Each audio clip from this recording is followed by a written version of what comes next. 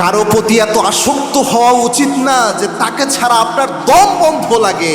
তাহলে আপনার মতো অসহায় এই দুনিয়ায় আর কেউ হবে না।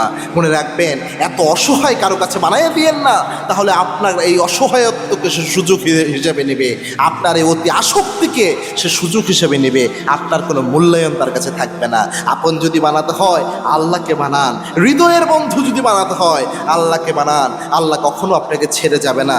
আপনি বারবার আল্লাহকে ভুলে যান, তবু আল্লাহ অপেক্ষায় থাকে কখন আপনি আবার আল্লাহর কাছে সারেন্ডার করেন, কখন আপনি আল্লাহর কাছে আবার নিজেকে সঁপে দেন। আল্লাহর হাবিব ইসলাম হাদিসে জানিয়েছেন, একজন মা তার সন্তানকে হারিয়ে ফেলে আবার যদি ওই সন্তানকে ফিরে পায়, একজন উটের বাহক সে যদি মরুভূমিতে নিজের উটকে হারিয়ে ফেলে আবার যদি উটকে ফিরে পায়, ওই ব্যক্তিরা যত না বেশি খুশি হয়।